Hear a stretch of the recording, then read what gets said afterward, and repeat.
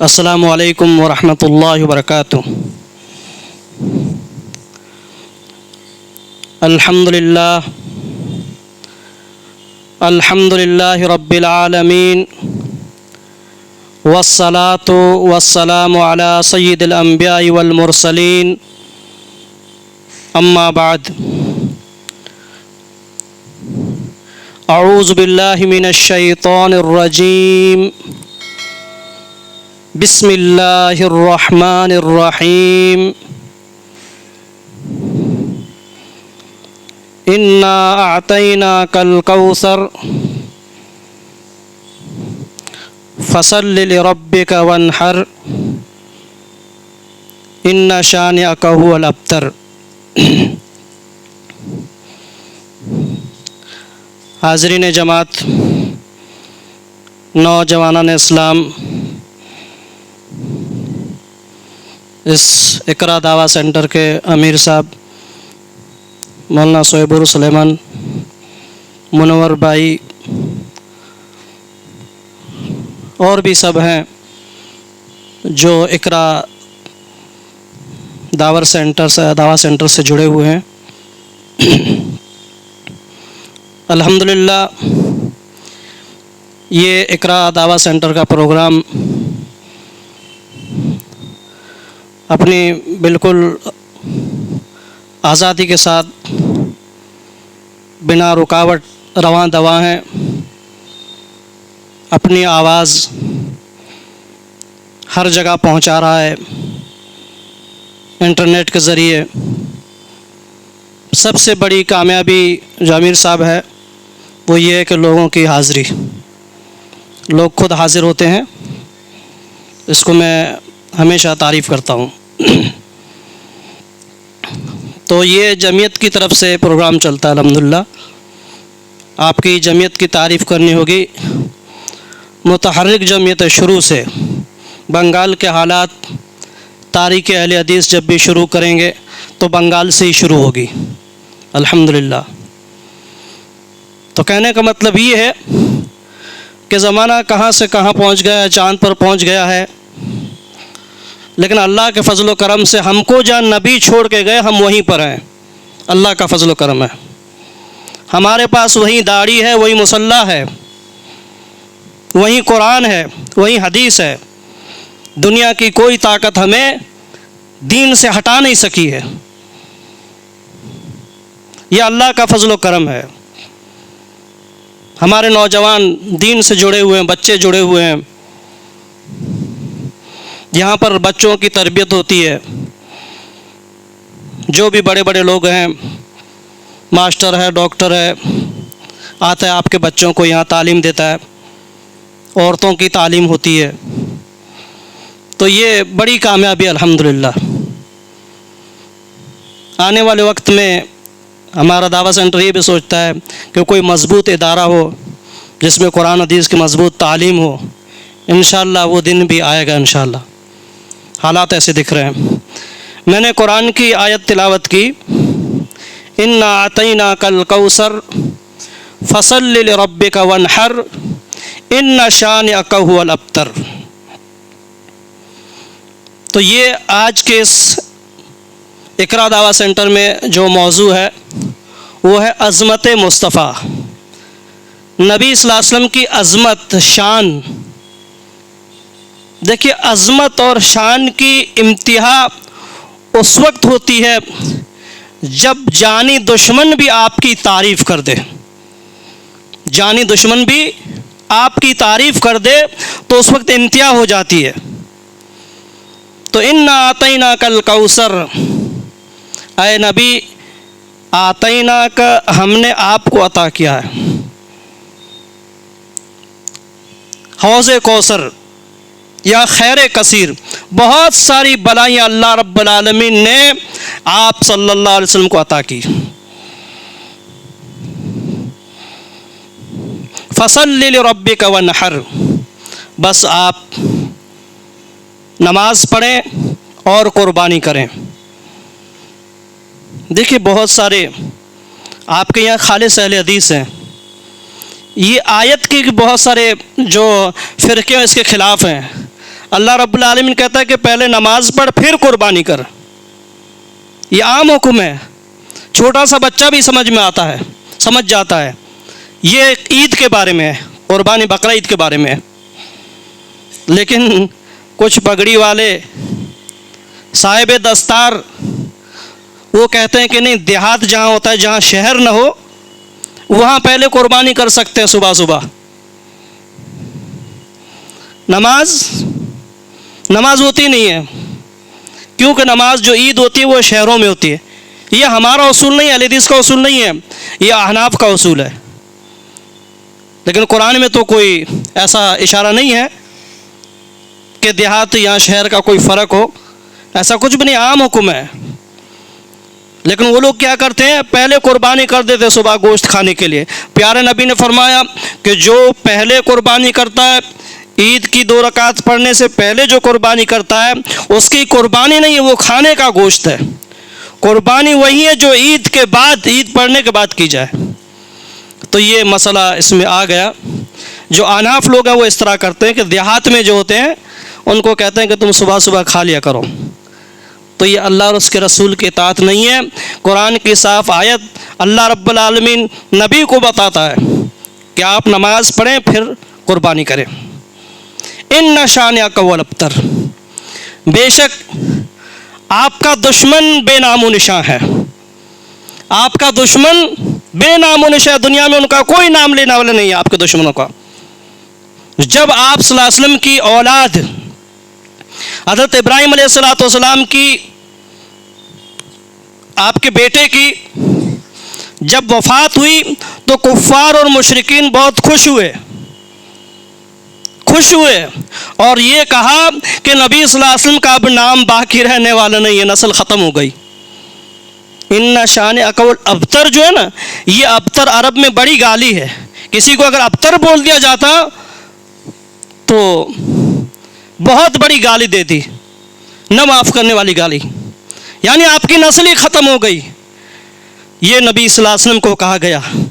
کتنی دکھ کی بات ہے، کتنی پریشانی کی بات ہے کہ آپ صلی اللہ علیہ وسلم ساری انسانیت کے رہبر و رہنما، محسن، آپ انسانوں کے لیے تڑپے، آپ انسانوں کے لیے ترسیں، ان کی بھلائی کے لیے آپ کام کریں، ان کو اللہ کی طرف بلائیں. آپ کا ایک ہی مقصد تھا کہ لوگ سب جہنم سے بچ جائیں.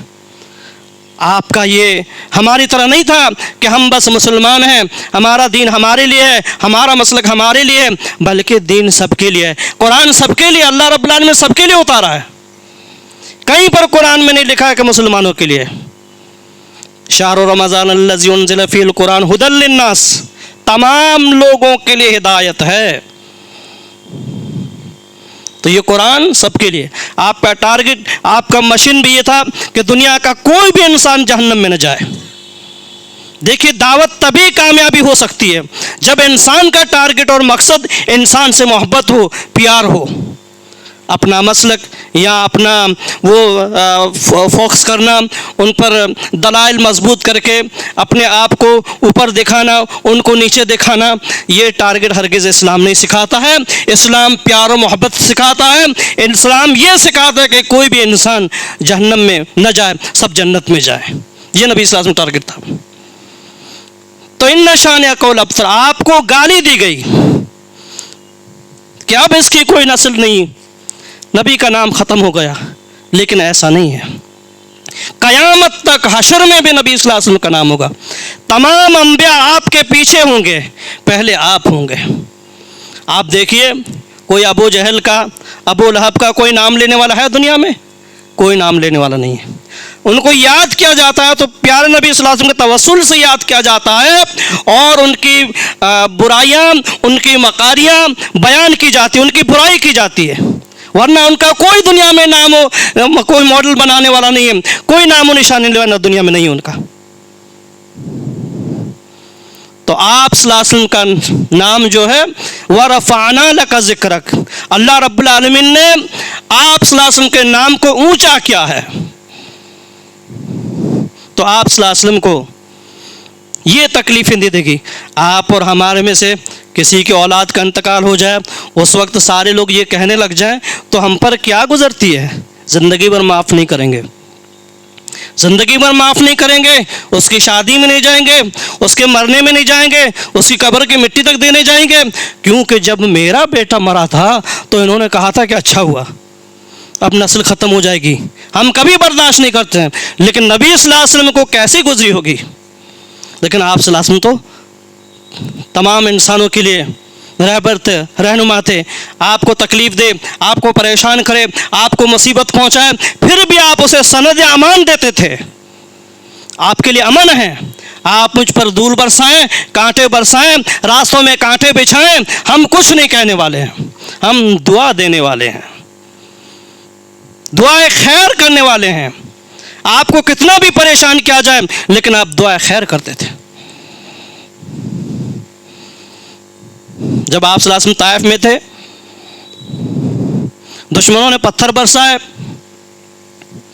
آپ کو لہولان کر دیا، آپ کے پیروں سے جوتیوں میں خون جم چکا ہے، اس وقت فرشتے تشریف لائے، اللہ نے بھیجا، کہا کہ محمد طائف والوں نے آپ کو تکلیف دی ہے، آپ کو پریشان کیا ہے، اللہ نے حکم دیا ہے کہ ان جو طائف کے بیچ میں، جو تو پہاڑیوں کے بیچ میں رہتے ہیں، اللہ کہتا ہے کہ ان دونوں کو میں پیس دوں، پہاڑوں کے بیچ میں پیس دوں ان دونوں کو۔ محمد رسول اللہ رحمت للعالمین، تمام جانوں کے لیے رحمت بنا کر بھیجے گئے ہیں، انسانوں کے لیے، جانوروں کے لیے، پرندوں کے لیے، چرندوں کے لیے۔ اس نے کہا کہ نہیں، میں ظالم بن کر نہیں آیا ہوں، میں قہر و غضب بن کر نہیں آیا ہوں، میں تو رحمت للعالمین بن کر آیا ہوں۔ اگر یہ قوم ایمان نہیں لاتی ہے تو آنے والی نسل ضرور ایمان لائے گی، آنے والی نسل ایمان لائے گی۔ یاد رکھو، ہم بھی، آپ بھی جو دعویٰ سینٹر سے جڑے ہوئے ہیں، دیکھیے ہدایت اللہ کے ہاتھ میں ہے۔ ہم یہ رزق نہیں دکھاتے ہیں کہ کتنا فائدہ ہوا لوگوں کو، کتنے لوگ ایمان لائے ہیں، کتنے مسلمان ہوئے ہیں، کتنے، یہ سب اللہ کے ہاتھ میں ہے۔ ہمیں لوگوں کا صرف پیغام پہنچانا ہے، اس اقرا دعویٰ سینٹر کے ذریعے ہمیں بات پہنچانی ہے، عمل کرانا، ہدایت دینا، یہ اللہ رب العالمین کے ہاتھ میں ہے۔ آپ ہدایت نہیں دے سکتے۔ آپ صلی اللہ علیہ وسلم جب اپنے چچا کے پاس گئے، آخری حالت تھی، آپ نے کہا چچا کلمہ پڑھ لو، اللہ رب العالمین اوپر سے آیت بھیجی، آپ ہدایت نہیں دے سکتے۔ فذکر انما انت مذکر لست علیہم بمسیطر، آپ صرف نصیحت کریں، آپ نصیحت کرنے والے ہیں، آپ کس بس زبردستی فوجدار یا فوجداری نہیں ہے کہ آپ زبردست اس کے پیچھے لگے رہیں کہ نہیں تو یہ کر وہ کر، نہیں، آپ صرف نصیحت کریں، اس کے دلوں میں ایمان ڈالنا، یہ اللہ رب العالمین کا کام ہے۔ ہدایت کا کام انک لتہدی من احببت، اے نبی آپ ہدایت نہیں دے سکتے، ولکن اللہ یہدی من یشاء، اللہ رب العالمین جیسے چاہتا ہے ہدایت دیتا ہے۔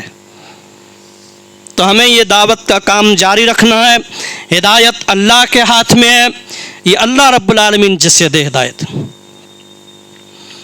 تو بھائیوں، نوجوانوں، اپنی چہرے پر سنتوں کو سجائے ہوئے نوجوانوں، خوبصورت نوجوانوں، اللہ رب العالمین کے پسندیدہ نوجوانوں، پیارے نبی صلی اللہ علیہ وسلم کو بھی ایسے چہرے پسند تھے جن کے چہرے پر سنت ہوا کرتی تھی۔ آپ صلی اللہ علیہ وسلم کے پاس ایک صحابی آیا، کچھ بال داڑھی کے تھے، آپ بہت پیار کرتے تھے۔ ایک دن اور خوبصورت بن کے آیا، داڑھی اتار دیا، آپ نے منہ پھیر لیا، آپ نے چہرہ پھیر لیا، کہا کہ میں ان دو داڑھی کی وجہ سے میں آپ سے پیار کرتا تھا۔ کتنے مسلمان کہتے ہیں کہ مولانا ہم داڑھی بنوانے جا رہے ہیں، بنائی تو اللہ نے، تم بگاڑنے جا رہے ہو، کٹوانے جا رہے ہو، داڑھی بنانے نہیں جا رہے ہو، اللہ کے نشانات بگاڑنے جا رہے ہو۔ تو یہ ہمارا دعویٰ سینٹر کا اثر الحمدللہ کہ ہم جڑے ہوئے ہیں، دیندار ہیں، شکلیں ہماری دیندار ہیں، کاروباری ہیں، کام والے ہیں، پھر بھی ہمارے دین کی طرف رغبت ہے۔ دنیا کی دولت ہمیں دین سے روک نہیں سکتی، ہم خاندانی اور نسلی اہل حدیث ہیں، قرآن و سنت کے ماننے والے ہیں۔ دنیا چاند پر پہنچ جائے لیکن ہم مصلی چھوڑنے والے نہیں ہیں، ہم قرآن حدیث کو چھوڑنے والے نہیں ہیں۔ آپ صلی اللہ علیہ وسلم کی شان، عظمت، آپ کی تعریف دشمنوں نے بھی کی ہے۔ بخاری کی حدیث نمبر 7 ہے، امام بخاری رحمۃ اللہ علیہ اس حدیث کو لائے ہیں۔ اس واقعے کو ابو سفیان بیان کرتے ہیں۔ ابو سفیان کہتے ہیں کہ ہم ملک شام تجارت کے لیے گئے ہوتے، بزنس کے لیے۔ تو جو روم کا بادشاہ تھا ہرقل، روم کا بادشاہ ہرقل، اس کو علم ہوا کہ ملک شام میں عرب سے ایک قافلہ آیا ہوا ہے تجارت کے لیے، بزنس کے لیے۔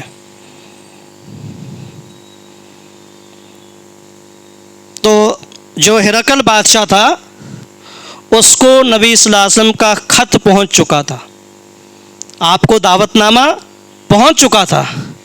گویا پہلے دعوت کا کام لکھت روپ میں ہوتا تھا، کاغذات بھیجے جاتے تھے۔ آج یہ آپ کا موبائل ہے، انٹرنیٹ ہے، فیس بک ہے، کتابیں ہیں، لیٹر بھی، میسیج بھی ہوتے ہیں۔ تو اس وقت دعوت کا کام خط کے ذریعے ہوتا تھا۔ تو آپ صلی اللہ علیہ وسلم نے کسریٰ کا بادشاہ تھا، اس کو بھی خط بھیجا تھا۔ تو جب اس کو علم ہوا کہ عرب سے ایک خاندان یہاں بزنس کے لیے آیا ہوا ہے ملک شام میں، تو ہرقل بادشاہ نے ایک آدمی کو بھیجا، کہا کہ وہاں جاؤ، عرب سے کچھ قافلہ آیا ہوا، ان کو بلا کر لاؤ۔ تو ہرقل کے کہنے پر وہ لوگ چلے گئے، وہاں جو قافلہ آیا ہوا تھا ان کو وہاں پر اپنے ایوان میں بلائے، ان کو دعوت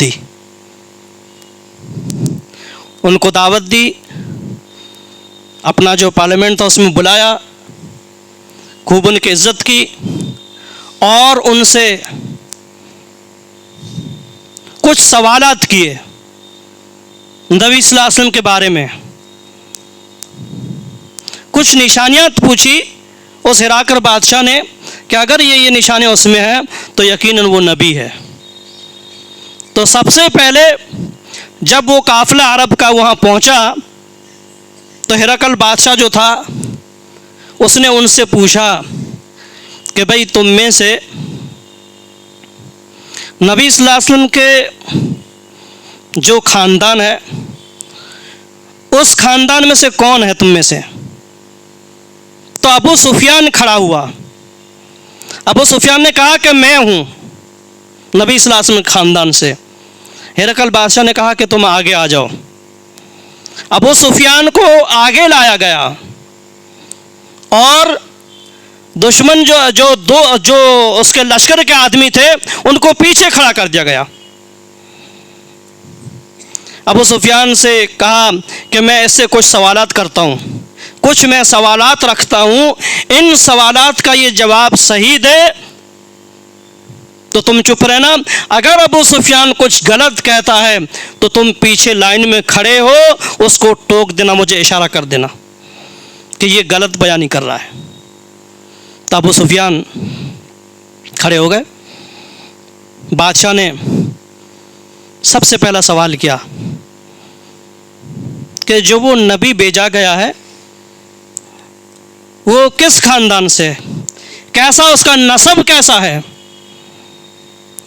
ابو سفیان نے کہا کہ اس کا اعلیٰ نسب ہے، اونچے خاندان میں سے، اس کا نسب اچھے نسب میں سے ہے۔ ہرقل بادشاہ کہتا ہے اچھا، اچھے نسب میں سے۔ پھر دوسرا سوال کرتا ہے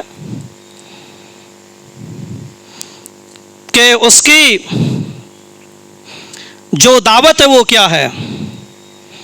کہتا ہے کہ دعوت تو یہ ہے کہ یہ حکم دیتا ہے کہ اللہ کو ایک مانو، اسی کی عبادت کرو، اسی کے ساتھ کسی کو شریک نہ کرو، اور صلہ رحمی کرو، قطع رحمی سے بچو، نماز کا حکم دیتا ہے، صدقہ خیرات کا حکم دیتا ہے۔ پھر وہ سوال کرتا ہے کہ جو نبی جس خاندان سے جس خاندان میں نبی پیدا ہوا یا جس نے دعویٰ کیا ہے، جس نبی نے دعویٰ کیا ہے، کیا اس خاندان میں پہلے کوئی بادشاہ بھی گزرا ہے؟ تو ابو سفیان جواب دیتا ہے، لائن میں کھڑے ہو کر کہا کہ نہیں، پہلے کوئی بادشاہ نہیں گزرا ہے۔ یہ ہرقل بادشاہ سوال کرتے جاتا ہے کہ اس پر کمزور لوگ ایمان لاتے ہیں یا مالدار لوگ ایمان لاتے ہیں، غریب لوگ ایمان لاتے ہیں یا بڑے لوگ ایمان لاتے ہیں؟ یہ ابو سفیان سے سوال ہو رہا ہے۔ ابو سفیان کہتا ہے کہ کمزور لوگ ایمان لاتے ہیں۔ اچھا، کمزور لوگ ایمان لاتے ہیں۔ پھر سوال کرتا ہے ہرقل بادشاہ کہ جو ایمان لاتے ہیں کیا وہ پھر بھی جاتے ہیں، دین سے بدل جاتے ہیں؟ ابو سفیان کہتا ہے نہیں، وہ کبھی نہیں بدلتے۔ جو دین میں داخل ہو جاتا ہے، دنیا کی کوئی طاقت، لاٹھی چارج ان کو دین سے نکال نہیں سکتی۔ پھر ابو سفیان سوال کرتا ہے ہرقل بادشاہ، کہتا ہے کہ کیا اس نے کبھی جھوٹ بھی بولا ہے؟ کبھی جھوٹ بھی بولا ہے؟ کہا کہ نہیں، کبھی جھوٹ نہیں بولا ہے، کبھی جھوٹ نہیں بولا ہے۔ کہا کہ کبھی اس نے وعدہ خلافی کی ہے؟ کہا کہ اب تک تو وعدہ خلافی نہیں کی ہے، ابھی تو ہم معاہدے میں ہیں، ابھی تو ہمیں اجازت ہے، دیکھتے ہیں اس کے بعد وعدہ خلافی کرتا ہے کہ نہیں۔ یعنی نبی صلی اللہ علیہ وسلم نے ابھی تک کوئی وعدہ خلافی نہیں کی ہے۔ پھر سوالات کرتا ہے۔ تو اس طرح کے کچھ سوالات ہرقل بادشاہ نے کیے اور ابو سفیان نے اس کے جواب دیے۔ یاد رکھیں، دعویٰ سینٹر والے یاد رکھو، کہنے کا مطلب یہ ہے کہ آپ صلی اللہ علیہ وسلم کی تعریف جانی دشمن کر رہا ہے۔ ابو سفیان اس وقت مسلمان نہیں ہوا تھا، لیکن کہتا ہے کہ ہم ساری زندگی نبی صلی اللہ علیہ وسلم کے ساتھ رہے، 50 سال تک ہم نے کبھی اس کو جھوٹ بولتے ہوئے نہیں دیکھا۔ دونوں دشمن ہیں۔ ہرقل بادشاہ بھی مسلمان نہیں ہے، ابو سفیان بھی مسلمان نہیں ہوا ہے، لیکن جتنے سوالات کیے ابو سفیان نے اس کی تعریف کی، ایک بھی نبی صلی اللہ علیہ وسلم کے خلاف غلط نہیں بولا۔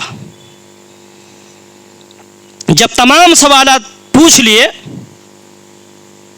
تو ہرقل بادشاہ پھر ان سوالات کو دہراتا، اپنے ترجمان کو اٹھاتا ہے کہ ان کو بتاؤ جو میں نے سوال کیے ہیں۔ ہرقل بادشاہ مسلمان نہیں ہے، ابو سفیان بھی مسلمان نہیں ہے، اور وہاں ابھی تک کوئی عالم اور فاضل وہاں پہنچا نہیں دعوت تبلیغ کے لیے۔ ہاں، نبی صلی اللہ علیہ وسلم کا خط پہنچا ہے۔ کہنے کا مطلب یہ ہے کہ دین اور ایمان کی روشنی ہوتی ہے، جو اسلام کی روشنی ہوتی ہے، وہ کسی کی محتاج نہیں ہے، کہیں پر بھی اللہ رب العالمین اس کو پھوٹ پڑتی ہے۔ وہ دین ایک سونا ہے، کسی کی محتاج نہیں ہے۔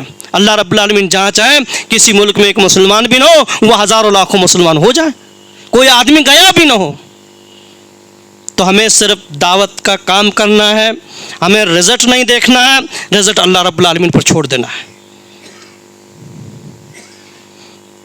اب ہرقل بادشاہ کو جو ترجمان وہ کہتا ہے کہ سب سے پہلے میں نے سوال کیا کہ جو نبی نبوت کا جو دعویٰ کرتا ہے وہ کس خاندان میں سے ہے؟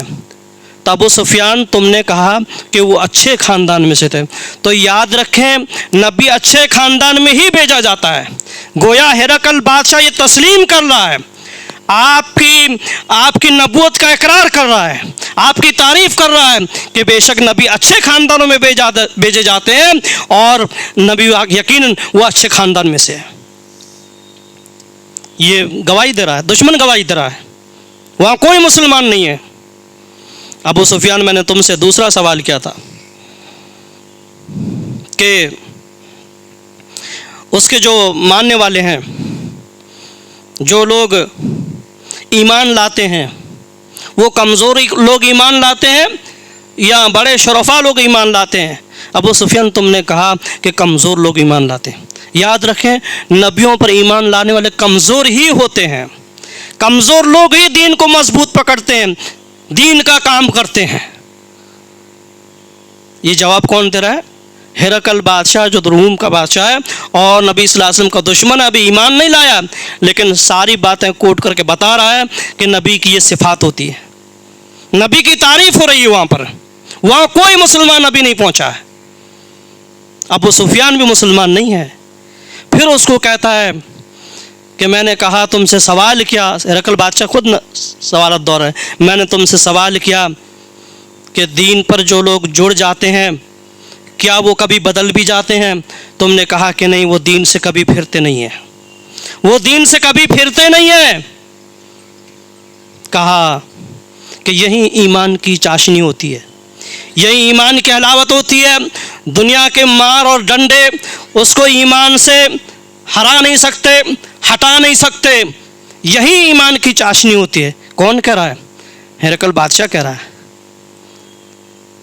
تو یہ ہیں آپ صلی اللہ علیہ وسلم کی دعوت، آپ کی دعوت کا روب اور دبدبا، آپ کی دعوت کا جوش کسی کا محتاج نہیں ہے، دنیا میں ہر جگہ پھیلا ہوا ہے، ہر جگہ آپ کے نام کا چرچا ہے، ہر جگہ آپ کے نام کا چرچا ہے۔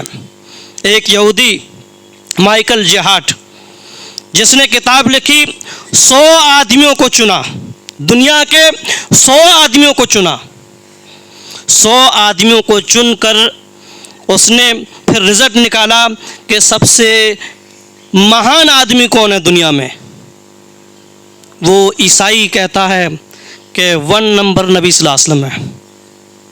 حالانکہ عیسائی حضرت عیسیٰ کو اپنا رب مانتے ہیں، اپنا رب مانتے ہیں، ہمارا عقیدہ نہیں ہے، اللہ کا بیٹا مانتے ہیں، لیکن وہ بھی دشمن بھی مجبور ہو گیا کہ نبی صلی اللہ علیہ وسلم کو دیا تو نمبر 1 دیا، اپنے رب کو بھول گئے، چھوڑ دیا۔ میں نے کہا نا شروع میں کہ عظمت کی انتہا اس وقت انتہا کو پہنچ جاتی ہے جب اس کی دشمن بھی تعریف کر دے۔ لیکن یہود و نصارہ جو ہیں، ان کا کام ہے، جو کم عقل ہوتے ہیں، جو ضدی لوگ ہوتے ہیں، جن کو نبی کی دعوت سمجھ میں آتی ہے پھر بھی وہ نہیں مانتے، تو ان کے اندر حسد اور بغض ہوتا ہے، اسی لیے وہ دنیا میں فتنے فساد پھیلاتے رہتے ہیں، کبھی فلمیں بناتے ہیں، کبھی کارٹون بناتے ہیں، کبھی کچھ کرتے ہیں۔ صرف دشمنی یہی ہے کہ یہ چراغ، یہ یقیناً سونا اور سچی چیز ہے، دنیا کی کوئی چیز اسے مٹا نہیں سکتی۔ نبی صلی اللہ علیہ وسلم کی جو نبوت ہے، جو دین اسلام ہے، دنیا اس کو ختم نہیں کر سکتی۔ پھر وہ چڑچڑے میں پاگل ہو جاتے ہیں، پھر ایسی حرکات کرتے ہیں، دنیا میں فتن و فساد پھیلاتے ہیں، مسلمانوں سے کھلواڑ کرتے ہیں۔ تو یہ ہے نبی صلی اللہ علیہ وسلم کی دعوت۔ آپ کی دعوت روم کے محل میں گونجی۔ ہرقل بادشاہ کہتا ہے کہ ابو سفیان تم کیا کر رہے ہو؟ ابو سفیان تم کیا کر رہے ہو؟ ہرقل کہہ رہا ہے ارے اگر میں وہاں ہوتا تو نبی کے قدم دھوتا، نبی کے قدموں میں بیٹھ کر اس کے قدم دھوتا۔ یہ بادشاہ کہہ رہا روم کا، دشمن ہے، ابھی ایمان نہیں لایا ہے۔ ارے تم تو بے قدرے ہو، عرب کے ہو کر ایمان نہیں لائے ہو۔ میں اگر وہاں تک اگر پہنچ جاتا تو نبی کے قدموں کو دھوتا، میں نبی کا چاکر اور غلام بن کر زندگی گزارتا۔ تم کیا کر رہے ہو؟ یہ نبی کی شان ہے، وَرَفَعْنَا لَكَ ذِكْرَكَ۔ دشمن بھی آپ کی ایسی تعریف کرتا ہے۔ ابو سفیان کہتا ہے پھر سب لوگ بیٹھے ہوئے تھے، پورا ایوان بڑا ہوا تھا جیسے آپ ہم بیٹھے ہوئے ہیں، لیکن وہ تو بڑے رئیس لوگ بیٹھے ہوئے تھے، دنیا کے بڑے پہنچے ہوئے چنے چنے لوگ بیٹھے ہوئے تھے وہاں پر، جہاں یہ باتیں گفتگو اور سوال جواب ہو رہے ہیں۔ عظیم روم جو بادشاہ تھا وہ حکمت والا تھا، دانا آدمی تھا، صحیح باتوں کو وہ تسلیم کرتا تھا۔ نبی صلی اللہ علیہ وسلم نے بھی جب اس کی طرف خط لکھا تو اس کی تعریف کی کہ یہ خط بھیجا جا رہا عظیم الروم، یعنی روم کا جو عظیم، جو لیڈر مین آدمی، بڑا آدمی ہے، اس طرح کے آپ صلی اللہ علیہ وسلم نے اس کی تعریف کے ایسے الفاظ لکھے۔ تو یہ طریقہ ہے کہ آپ کسی کو دعوت دینا چاہتے ہو تو آپ اس کو میٹھے الفاظ سے، اچھے الفاظ اس کے آپ پکاریں، اچھے القاب سے پکاریں، اچھا لقب دیں۔ پیارے نبی صلی اللہ علیہ وسلم نے اس کو عظیم الروم لکھا، روم کا عظیم لیڈر، عظیم بادشاہ. پھر آپ سلام نے بسم اللہ کہہ کر خط لکھا. آج مسلمان کیا لکھتے ہیں؟ 786. کیوں 786 لکھتے ہیں؟ کہ بسم اللہ نہیں لکھیں گے قرآن کی بے عزتی ہو جائے گی. یہ بھی کفر ہے 786 لکھنا. قرآن کے حروفوں کو مٹا کر تم اپنے 1 2 3 1 4 5 جو لکھتے ہو، یہ قرآن کو مٹانا ہے، قرآن کے حروفوں کو ختم کرنا ہے. ثواب مل جائے گا. کھانا کھاؤ تو بول دیا کرو بسم اللہ نہیں 786. قرآن شروع کرنا ہو بولو 786.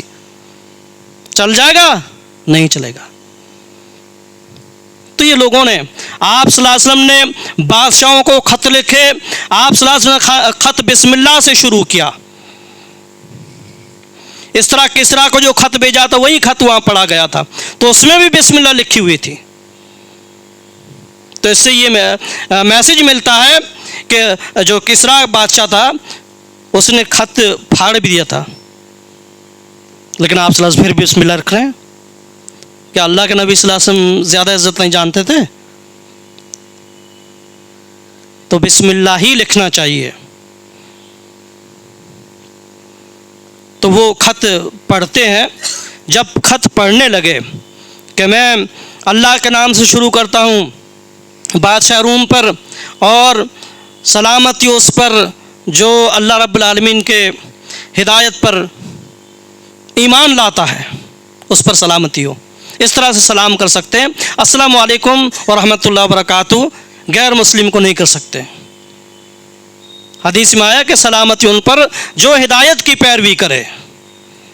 اس طرح غیر مسلم کو سلام کر سکتے ہیں. ٹھیک ہے. تو پھر وہ خط پڑھا گیا کہ بادشاہ یاد رکھ، تو ملک کا بڑا بادشاہ ہے، میں تمہیں دین کی طرف دعوت دیتا ہوں. اگر تو ایمان لاتا ہے تو تجھے ڈبل اجر ملے گا، دگنا ثواب ملے گا. ایک تو ایمان لایا، دوسری تیری رعایا ایمان لائے گی. بادشاہ نے خط پڑھا، پگھل گیا کہ بھائی مجھے ایمان لانا پڑے گا. لیکن جب آپ نے یہ خط پڑھا تو وہاں کے جو لوگ بدماش لوگ جو بیٹھے ہوئے تھے، جو حاسد لوگ تھے، وہ سب شور مچانے لگے. آج بھی یہی حالت ہے. آج بھی جب آپ دیکھ لو قرآن حدیث کی بات ہوتی ہے، لوگ شور مچاتے ہیں، سیٹیاں بجاتے ہیں، پتھر پھینکتے ہیں، پروگرام کو ناکام کرنے کی کوشش کرتے ہیں، پولیس میں رپورٹیں کرتے ہیں، ہر طرح سے بدماشی کرتے ہیں. نام کے مسلمان ہیں. جو قرآن حدیث سے ہٹے ہوئے ہیں ان کو چڑھن ہے قرآن حدیث سے. یہ دین کی روشنی ہے، یہ اللہ رب العالمین کا جلایا ہوا چراغ ہے. یہ بجھ نہیں سکتا، دنیا کی کوئی طاقت اسے ختم نہیں کر سکتی. یہ اللہ کا، یہ قرآن جو ہے یہ اللہ کا نور، اللہ کی روشنی ہے. اس سے آدمی دنیا اور آخرت میں کامیاب ہو سکتا ہے. تو ابو سفیان کہتا ہے کہ جب شور مچا تو بادشاہ نے مجھے وہاں سے نکال دیا کہ آپ چلے جاؤ یہاں سے. چلے گئے. پھر دروازہ بند کر دیا روم کے بادشاہ نے. دروازہ بند کر کے پھر سب کو کہا کہ تم کامیابی چاہتے ہو، ہدایت چاہتے ہو، کامیابی اگر چاہتے ہو تو آؤ اس نبی کی ہم بیعت کر رہے ہیں جس کا یہ خط ہے ہمارے پاس. حدیث میں آیا ہے کہ جس طرح جنگلی گدھے بھاگتے ہیں، سب اس طرح بھاگنے لگے. بادشاہ کی بات سن کر انہوں نے بات کو پسند نہیں کیا، سب بھاگنے لگے. دیکھا دروازے بند ہے. بادشاہ پھر بدل گیا، کہا کہ دیکھیے میں تو مذاق کر رہا تھا، میں ایمان لانا نہیں چاہتا ہوں، میں تو مذاق کر رہا تھا اور تم لوگ واپس آ جاؤ. میں تمہیں آزما رہا تھا کہ تم کتنے مضبوط ہو. تو دیکھیے یہ دین کی دعوت ہے. اللہ رب العالمین جہاں چاہے اپنی روشنی پھیلا دے. اللہ رب العالمین سے دعا ہے کہ اللہ تعالی ہم سب کو اس دین کو استقامت کے ساتھ، مضبوط کے ساتھ اس پر عمل کرنے کی، اس دعوت کو آگے بڑھانے کی اللہ تعالی ہمیں ہمت دے. آمین. وآخر الدعوانا الحمدللہ رب العالمین.